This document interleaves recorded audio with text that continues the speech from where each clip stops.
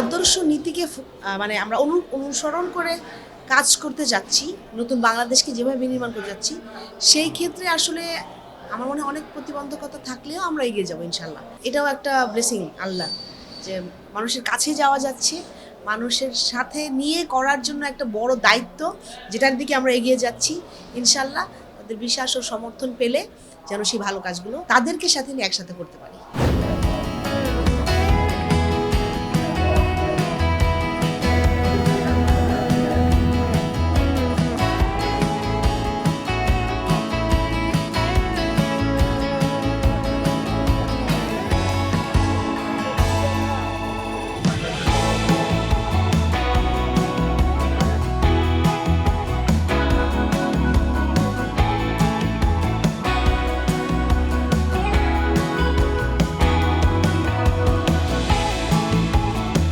শুরু করলাম 10 নম্বর ওয়ার্ডে আজকে। তো আলহামদুলিল্লাহ ভালো। মানুষ তো আসলে মনে হয় কি, প্রার্থীকে দেখতে চায়, ধানের শীষ নিয়ে কে আসছে। আরেকটা আমার সব মানুষের মধ্যে যে ইয়েটা দেখলাম যে খালেদা জিয়ার ধানের শীষ। তো এইটা অনেক বড় ব্যাপার, অনেকে তো জড়ায় ধরছে, তারপরে বলছে না ইনশাল্লাহ সাথে আছে। তো আর যারা দেখে নাই, তারা বলতেছে যে এখনও দেখতে পাই নাই, সবার কাছে তো হয়তো যাওয়া হয় নাই। তো এই যাওয়াটা আমার মনে হয় খুব জরুরি, কারণ জনগণের কাছে যখন যায় আসলে প্রার্থী, তারা বুঝতে পারে যে না, আশ্বস্ত হয় কার কাছ থেকে কী পাওয়া যাবে, আসলে যেটা আশা করে, এক্সপেক্টেড যেটা, সত্যি কি সামনে সেরকম কিনা। তো এটা ম্যাটার করে অবশ্যই, কারণ একজন সম্পর্কে অন্যজনের থেকে জানাচ্ছে, নিজে গিয়ে যখন বলা হয় তখন আমার মনে হয় এটা শক্তিশালী হয়, আন্তরিক হয় এবং কাছাকাছি আনে খুব। আগেও এখনও আমার মনে হয় নির্বাচনের মাঠ প্রতিযোগিতামূলক থাকে। আমি সব কিছুটাকেই আসলে আমার মতন করে দেখি, আমি আসলে ভালো কি করতে পারবো সবার জন্য।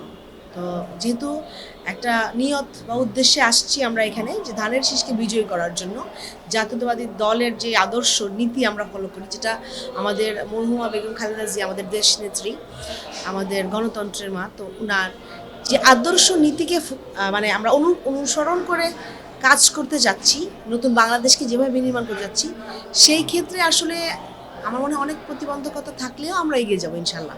আর বিগত সময়েও সবার সাথে ছিলাম, জনগণের সাথে ছিলাম। এখনকার উদ্দেশ্যটাও আরও মানে আরও জনগণের কাছে যাওয়া, সংশ্লিষ্ট হওয়া, ভোটের মাধ্যমে তাদের প্রতিনিধি হয়ে কাজ করা। তো সেই জায়গাটাতে আমার মনে হয় অনুপ্রেরণা অনেক বেশি। আর হচ্ছে ভালো কিছু করতে পারলে, বা মানুষ যখন দেখে যে গতানুগতিক রাজনীতির বাইরে একটা পরিবর্তনের জায়গায় আমরা যেতে চাচ্ছি, যেখানে নাগরিকের নিরাপত্তা নিশ্চিত করা হবে, যেখানে দুর্নীতির বাইরে, দখলদারিত্বের বাইরে একটা মানবিক সমাজ গঠন করতে চাই, যেখানে সবাই নিরাপদ থাকবে।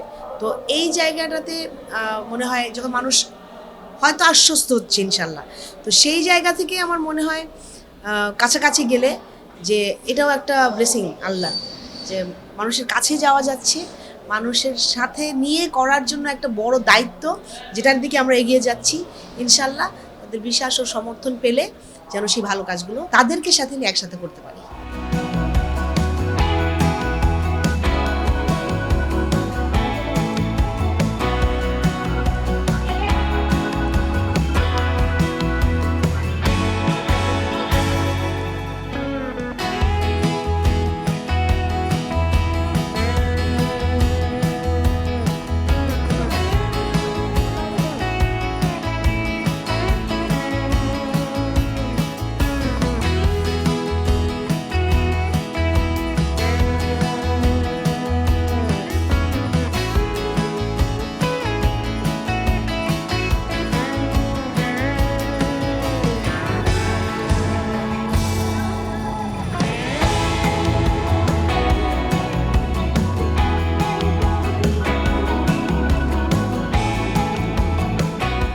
প্রত্যেকটা জায়গায়, এখানে যেমন আমাদের 3টা থানা, ঢাকা 14তে, দারুসালাম, শাহ আলী, মিরপুর, আর একটা নদী তুরাগের ওই পারে আপনার 2টা ইউনিয়ন আছে, বনগ্রাম, কাউন্দিয়া।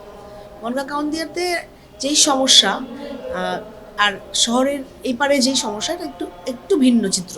যেমন বনগাঁও কাউন্দিয়াতে ওরা অনেক বছর অপেক্ষা করেছে, ব্রিজ নাই, 4 মিনিট দূরত্বে নৌকা দিয়ে শহরের একদম কাছে, মানে শহরের মধ্যেই বলবো, কিন্তু দেখেন এইটাকে সংযোগ করার জন্য ব্রিজটার দাবি তাদের 18 থেকে 20 বছরের, কেন হয়নি এটা আসলে পিছনে গেলে আমার জানা মনে হয় মানে সক্ষমতা কুক্ষিগত ছিল, এই জন্য মানুষের ভালো কাজটাও হয়নি। ওইখানে একটা স্বাস্থ্য সেবার জন্য কোনো ভালো ক্লিনিক বা কোনো হসপিটাল নাই, এত মানুষের বসবাস এখানে দুইটা ইউনিয়নে। তো শিক্ষার অবস্থার মান অনেক খারাপ, শিক্ষা প্রতিষ্ঠানও অপ্রতুল। তো সব জায়গা থেকে যখন চিন্তা করি একদমই মনে করেন যে নাগরিক সুবিধার বাইরে আছে এখনো পর্যন্ত। তাদের কোনো ধরেন ম্যাটারনিটি পেইনও যদি ওঠে, প্রেগনেন্সি পেইন যেটা ওঠে, তারপরেও সেই রোগীকে আনতে তাদেরকে নৌকা দিয়ে পার হয়ে তারপরে আনতে হয়। মানে এটা খুবই এখনকার সময় চিত্র চিন্তা করলে যে ঢাকার মধ্যে এটা আসলে অসম্ভব একটা। আর আরেকটা যেটা, এই থানাগুলোর মধ্যে শাহালি, দারুসালাম, মিরপুরের মধ্যে প্রথম আমার মনে হয় যে নাগরিকের নিরাপত্তা প্রদান করা। কারণ সবার কাছ থেকে যেটা শুনছি আমি, যে তারা নিজেরা এখনকার যে ব্যবস্থা, সমাজ ব্যবস্থা যেখানে রুল অফ ল নাই, সেখানে বের হলে ছিনতাইয়ের মুখে পড়তে হচ্ছে, মাদকের ব্যাপক প্রভাব, এবং সেই কারণে কিশোর গ্যাংয়ের যে দৌরাত্ম্যটা বেড়ে গেছে। এবং আপনি দেখেন যে দখলদারিত্ব, চাঁদাবাজি, এই বিশৃঙ্খলার মধ্যে কিছুটা তো মানুষ পড়েছে। এই যে একটা সন্তান বের হয়ে গেলে রাতে ফিরবে কিনা বা কারো সংস্পর্শে চলে যাচ্ছে কিনা, এই জিনিসগুলো তারা নিশ্চয়তা চায়, স্থিতিশীলতা চায় সমাজের মধ্যে। একটা মেয়ে কাজে বের হয়ে গেলে রাতে ঠিকমতো ফিরতে পারবে কিনা। অনেক এটার মধ্যে দেখেন যে মাঠগুলো দখলদারিত্বের জন্য চলে ঘুরে গেছে, এই জন্যই তরুণ সমাজ আসলে মাদকের দিকে ঝুঁকে যাচ্ছে। তো এই প্রতিকূলতাগুলো সবগুলাই আমার মনে হয় যে ডিসিপ্লিনারি অ্যাকশন নিলে, সচেতনতা সৃষ্টি করলে সমাজের মধ্যে মানে সলভ করা সম্ভব। যেমন আপনার রোডগুলোতে যেই লাইটিং ব্যবস্থা, ওগুলো যদি সিস্টেমেটিক করা যায়, সমাজের মধ্যে যে কমিউনিটি একটা আমরা কমিটি করার চিন্তা করছি প্রত্যেকটা ইউনিটে, তাহলে কি হবে, সোসাইটি রিলেটেড যেগুলো সমস্যা অ্যাওয়ারনেস ক্রিয়েট করার জন্য, ধরেন কেউ এলাকার বিপদে বলে, তো ওই গ্রুপটা থাকবে যে হয়তো কাছাকাছি পুলিশ এদেরকে ইনফর্ম করবে, আর নিজেরাই একটা উদ্যোগ নিবে যে ইমিডিয়েট এটা অ্যাকশন নেওয়ার জন্য। আরও যেটা করা যায়, যেটা এই যে মেয়েদের জন্য বা অন্য কোনো এটার পাশাপাশি আরও যেটা করা যায় যে কর্মসংস্থানের ব্যবস্থা করার, প্রশিক্ষণ, ট্রেনিং, যারা লেখাপড়া করছে তারা লেখাপড়া করবে। তো এর পাশাপাশি যদি সুযোগ সৃষ্টি করি সরকারি খাতে, বেসরকারি খাতে, সব জায়গাগুলোতে অনেক এনজিও আছে এখানে, তো এইগুলোর সাথে সমন্বয় করে যদি করা যায়, তাহলে মানে অনেকটা সময় এই বেকারত্বর কিছুটা অভাব তো ঘোচানো সম্ভব। এইভাবে পজিটিভ মানে কাজগুলো নিয়ে আসতে পারলে আমার মনে হয় জায়গায় জায়গায় যেই ডিসিপ্লিনারি অ্যাকশন দরকার আমরা যদি নিতে পারি ঠিক মতো, তাহলে মনে হয় অনেকটা কিছু। যেমন অবৈধভাবে রাস্তা দখল করে আছে, অনেক কিছু ফুটপাতে দখল করে আছে, কোনো লোডিং আনলোডিংয়ের প্ল্যান ছাড়া কোনো জোন নাই, এইগুলোকে যদি একটু সিস্টেম্যাটিক ওয়েতে আনা যায়, আমার মনে হয় ভোগান্তি অনেকটা কমবে নাগরিকদের। শিক্ষা প্রতিষ্ঠান অনেকগুলো অনেক জায়গায় দরকার, প্রাথমিক শিক্ষা প্রতিষ্ঠান, আর যেগুলো আছে সেগুলো মানসম্মত না। শিক্ষকদের প্রশিক্ষণের মাধ্যমে বৃদ্ধি করা, শিক্ষকদের সংখ্যা বৃদ্ধি করা, এক্সট্রা কারিকুলার অ্যাক্টিভিটিস অ্যাড করা স্কুলগুলোতে, বিভিন্ন ভাষা শিক্ষা, যেটা চাই আমরা, আমাদের ৩০ দফাতে নিয়ে এসেছি বাংলাদেশ জাতীয়তাবাদী দল, সেইগুলো। তো এর মাধ্যমে আমার মনে হয় যে আসলে সম্ভব যে যেই সমস্যাগুলো একদম ভিজিবল আমাদের সামনে, এগুলো এই সমস্ত ডিসিপ্লিনারি অ্যাকশনে নেওয়া সম্ভব। রাস্তার মধ্যে যে সমস্ত বর্জ্য ব্যবস্থাপনা সিস্টেম নাই, তারপরে দেখেন যে ময়লা যথাযথ পড়ে আছে, পয় নিষ্কাশন ঠিক মতো না হতে পানি জমে যাচ্ছে। তো এই কাজগুলো আসলে যদি ঠিক মতো সিটি কর্পোরেশন করে বা এটাকে কেউ চেক করে, যেমন একটা মনিটরিং যদি টিম থাকে সোসাইটিতে দায়িত্ব নিয়ে, তাহলে কিন্তু এগুলো মানে দূর করা সম্ভব। আরেকটা সবচেয়ে বড় যেটা নাই আমাদের এখানে, আমার মনে হয়েছে আমাদের প্ল্যানে আছে যে যখনই কোনো সমস্যা হয়, সমস্যাটা কাউন্সিলিং দেওয়ার জন্য একটা টিম একটা সমাজে থাকা উচিত।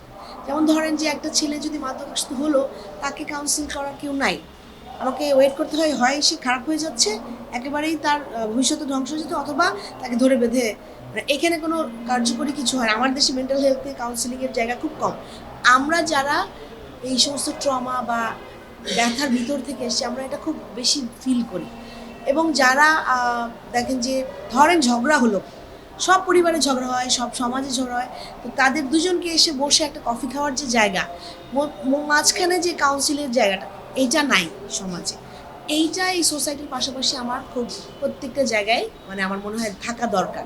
তাহলে কি হয়, অনেক বড় সমস্যা হওয়ার আগে ছোটো ক্ষেত্রে এটা আসলে মনে হয় সলভ করা সম্ভব।